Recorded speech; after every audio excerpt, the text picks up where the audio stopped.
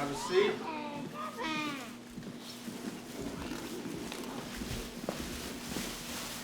First of all, somebody parked their canoe in my spot, so please don't do that again. I might call the Canadian Water Patrol on you, you never know. Also, there is a UV radiation alert for today, so I hope you have your reflectors on. Okay, let's get right into it. Today we're going to talk about the Great Lakes War, 2095, 2099, about 50 years ago. Okay, as you know, it was the bloodiest North American war in history. 1.2 million people died. 11 U.S. states and some of Canada fought in this war. And in fact, Canada benefited because our border shifted downward, where Detroit, Michigan used to be, of course, is now Detroit, Canada. All right, so how did all this happen? Well, rising temperature is how it all happened. Between the periods 1880 and 2016, the global temperature raised 1.2 degrees Celsius. This is a devastatingly high amount. Okay? The effects were, as you all know, rising sea levels, like Miami that doesn't exist. We have problems up here in Nova Scotia, of course. Most hurricanes had become Category 5. Well, they will have become Category 5 in about 50 years after this. Wildfires are a big problem, species extinctions, and megadroughts, of course. Megadroughts weren't something that people were talking about in North America very much, of course, in 2016, because they weren't really a thing, right? A megadrought is a drought that lasts 2 decades or more. But in fact, scientists knew that if we kept emitting carbon at the same rate, that droughts may, quote, be drier and longer than anything humans have seen in the last 1,000 years. Okay, so at the Paris Accord in 2016, 200 countries come together trying to zero out their carbon emissions by 2050, right? The idea is, as you can see, to get the temperature to start stabilizing and keep it at about that 1 degree Celsius increase. Actually come downward a little bit from the 1.2 that was there in 2016, right? So that was a big goal, but it was doable with the right amount of action. So in 2100, we should have been at 1 degree Celsius. All right, but just 1 year after the Paris Accord was signed, the United States withdrew from the accord. And in 2020, the U.S. convinced India and Brazil to also withdraw. So without these huge carbon emitters doing their part, a lot of other countries said, okay, well, we're not going to do our stuff. And so pretty much the whole thing fell apart. Okay, so instead of 1 degree Celsius, we were up to a 4 degrees Celsius increase by 2100. That was devastating. So what I'm going to do is show you how devastating it was in terms of droughts and mega droughts, right? I'm going to take you through soil moisture maps between 1950 and the end of the 21st century. This is a time lapse. Okay, so the browner it gets, the more dryness that area is experiencing. Okay?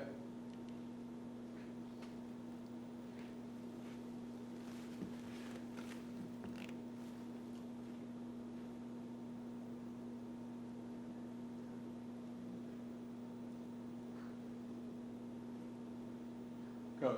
So there we are, 2095, on the eve of the Great Lakes War. You can probably guess why the Great Lakes War was oncoming. Okay, so on the left is where we should have been in 2095 had we zeroed out our carbon emissions. Not great because the damage was done, but in 2095, here's where we ended up. All right, so what you're looking at is what's called the North American megadrought from 2058 to 2099. For historical reference, the Colorado drought lasted just 14 years, pretty long time. But the South Florida drought lasted 21 years, 2035. So after the Florida drought, the world came together again and said, okay, for real this time, right? Let's zero out carbon emissions. Well, obviously, at the Nairobi summit, their intentions were good, but it was too little, too late. There was no way to see the tide. Okay, so the North American megadrought lasted 41 years, ended in 2099. So the American West, as you can see, was hit hardest, along with Mexico. But today we're going to talk about how the drought affected the Deep South, since that's what connects us to the Great Lakes War. So what do you do during a drought, right? How about desalination? We all know that's the answer, right? During a drought, you take water from the ocean, you get rid of the salt, and you've got fresh water. You put the rest of the salt back into the ocean, right? And by 2030, this is what Desal Plants situation looked like all over the world. By 2070, every single continent is highly reliant on desal. Parts of the Middle East are 100% desal. Okay, so that's no different with the American South. The Gulf of Mexico is lined with 5,000 desal plants in the year 2070. They're getting 80% of their water, their fresh water, from desalination. The hurricanes had gotten so bad by this time that nobody wanted to live on the coast anyway, so the desal plants could set up shop there. All right, so 80% is pretty good, right? No problem, until the Gulf desal crisis of 2073 comes along. Desal was the answer, but there's going to be complications with anything, right? So here's what happened. The salt that was put back into the ocean after it had been extracted was of such high density. So it wasn't just the salt, but it's salt water, highly dense saline water that is put back in the ocean. But because it's so dense, it shifts down to the bottom of the ocean floor, right? And what that does is, it's very low in oxygen. So what that does is it creates dead zones. And that is where there's no marine life that can survive at this low oxygen environment. So all the marine life, larvae, plants, shellfish, start dying out. At first, this wasn't that big a deal, but at 20 billion gallons of water a day going back into the Gulf of Mexico, you can imagine what it would do. So in 2070 here, we've got 100,000 square miles of the Gulf is dead zone, lifeless dead zone, right? And what that meant was, in the low oxygen environments down there, anaerobic bacteria were running rampant, right? They were mutating, evolving, they were having a field day. And what you ended up with were these huge bacterial mats that formed on the ocean floor. And out of those bacterial mats came Bacillus mexicanus, which caused dysentery, right? You can imagine in the middle of a drought, dysentery is probably not what you want to be contracting, right? You consume the water and it leaves you immediately. That bacteria started getting up into the desal system, and you couldn't kill it. It was chlorine resistant, it was disinfectant resistant, couldn't use filters to get rid of it. So pretty much the desal water, the fresh water, became useless. 80%, so instead of getting 80% of their water from desal, they were getting 0% of their water from desal in 2073 and the years that followed. Rain was the only thing you could rely on, and there, of course, wasn't a lot of rain. You've got 150 million people now in the Deep South, so that's a lot of starving people. Okay, so in the deep, dry South, the conditions on the eve of the Great Lakes War were such. 80% less crops and livestock, 220,000 farms had dried out. There was no fishing anymore, of course, because of the dead zones. And that was a huge industry. So, of course, along these lines, the economy is just decimated, right? So not only do people not have a lot of water, they don't have jobs because all their industries are tanking. Okay, thirst has become the new norm. Water is $20 per gallon. The law only allows for 2 showers a month. So hygiene is terrible and disease are running rampant at this point. And people who had previously living in 3-bedroom houses are now living in the projects, called the water projects, where people came together and were rationed out their water. You might say, well, where was the federal government during all this time? Well, by the end of the 21st century, typically, right, the federal government would come in and help with disaster relief, etc. But by the end of the 21st century, the federal government had been largely dismantled for political reasons, right? States' rights campaigns had actually done well during the 21st century with more suspicion of federal government.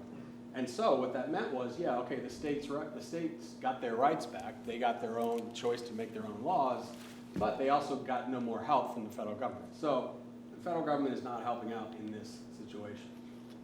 Making matters worse were the hydro migrations. Between 2073 and 2095, 50 million people, 50 million Mexicans came over the southern border. Mexico was hit harder than the Deep South.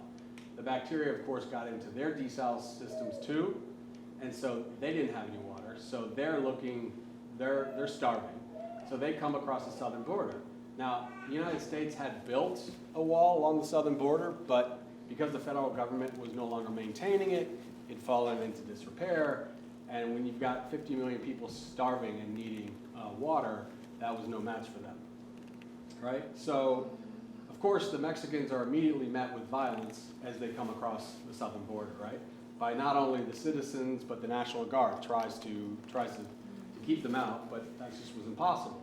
Well, in 2081, the Dallas Massacre occurred, where 10,000 Latinos died in the period of about 3 days. Now the Southerners, for their part, they're also moving north. They're trying to get up to the Mid-Atlantic to get where the water's a little more plentiful. And they're, of course, also met with violence because the Mid-Atlantic is not that well off with its water. It wants to keep its water. So the violence gets bad enough where a good example of the violence is the Cleveland Blaze, where about 20,000 water refugees are camped out on the banks of Lake Erie, right? And they're obviously there for the water. A bunch of Northerners corralled the shanty town and burned it to the ground. So almost no survivors out of those 20,000 refugees. Those that weren't being subject to violence were being deported back down to their southern states.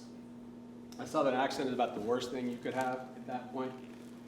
We here in Canada had built our own wall, and it was a very high-tech wall, well-maintained, so we were able to keep out most Americans coming north looking for water.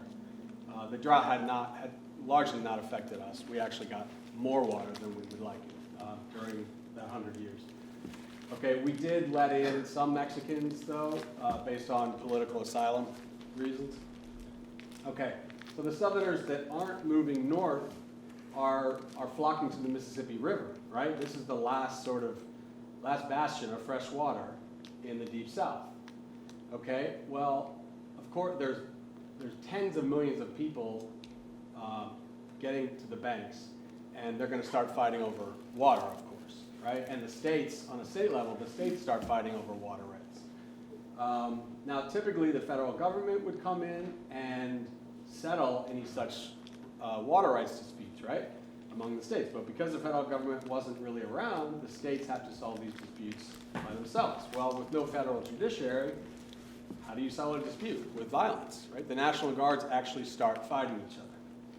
Okay, the most notorious example of one of these wars is the Alabama easement conflict. Alabama wanted to run a pipeline from the Mississippi River into the middle of Alabama. Mississippi obviously was having none of that because they wanted to hold on to their precious water. So Alabama, in desperation, invaded Mississippi and started a war. About 40,000 people died, and Alabama ended up with no easement. So, on the eve of the war, the southern states are in real trouble. They realize fighting is not doing anybody any good. And the Mississippi River has become non-navigable, right? Now the water is so low that you can no longer get boats up the mouth of the river to import vital goods, food and water, etc.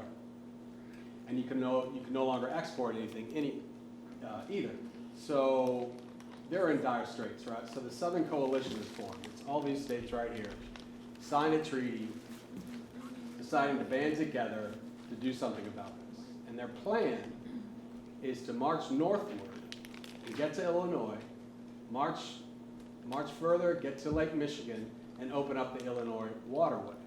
Now, the Illinois waterway had been built about 150 years prior. It was a trade canal, basically, between Lake Michigan and the Mississippi River. Makes perfect sense, right? But during the drought, Illinois had, of course, sealed up the waterway because they don't want to be losing another water from Michigan. So the idea was go north, get to Lake Michigan, open up the waterway in order to divert water from Lake Michigan into the river. Damn it. All right, kids, get your life jackets. I don't think there's anything going on. They didn't tell me there was a drill, but you never know.